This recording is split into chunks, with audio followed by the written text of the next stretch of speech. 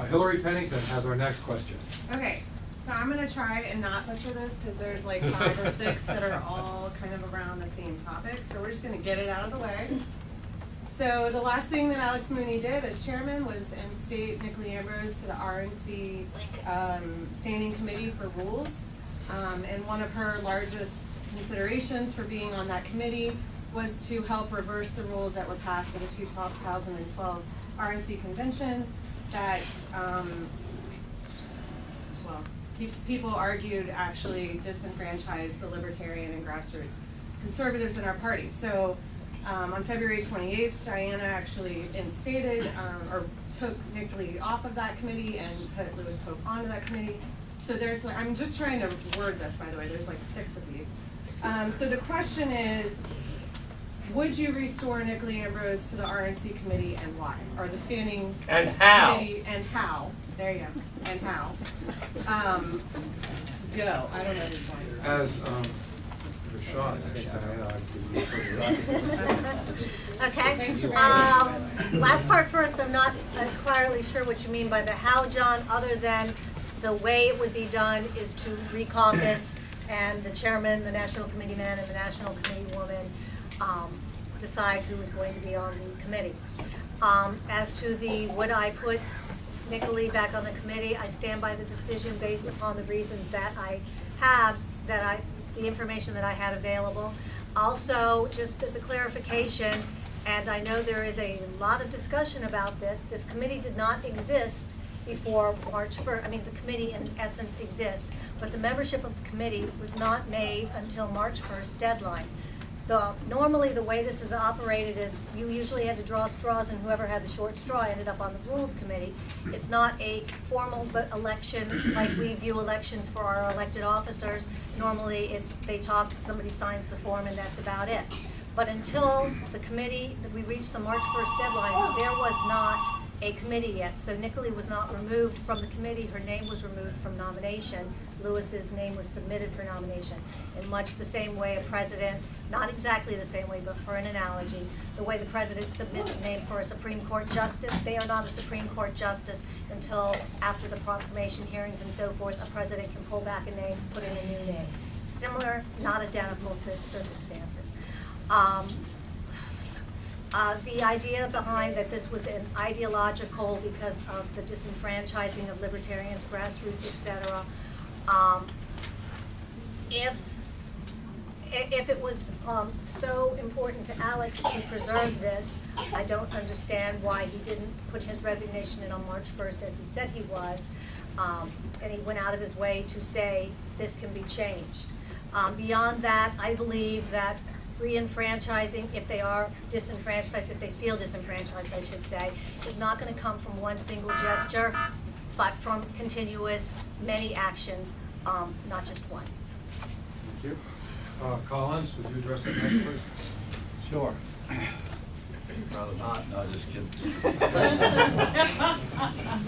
You know, in all due respect, I appreciate what Diana had sent out as far as emails explaining the situation. If you read all that, you know that the chair has the authority to do what she did.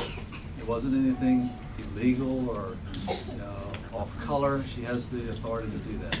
The legal counsel for the RNC said that it could be recaucused again at any time. So the next chair can reverse that if they so please.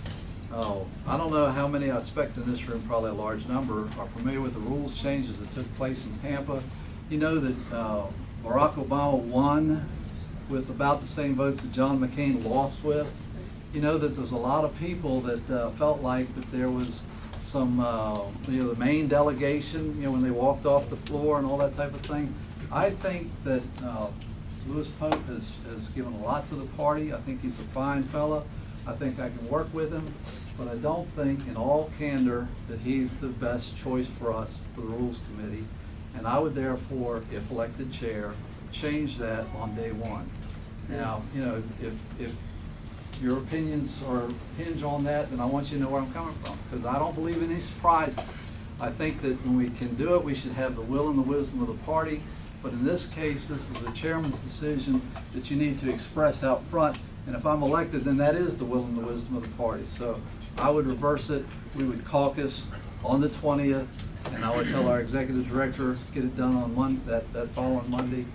And that's because I just believe that Nicolee would be a better representative to bring harmony and take us forward and get over what happened at Tampa. Thank you. Thank you, Collins.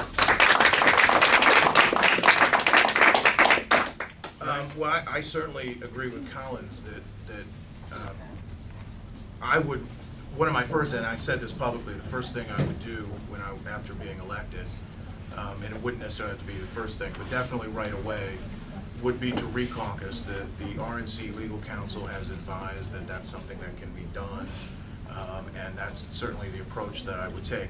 I do want to add a little bit to what Collins said. First off, I think the decision is important substantively for all the reasons we've been talking about the need to change those rules on the national level.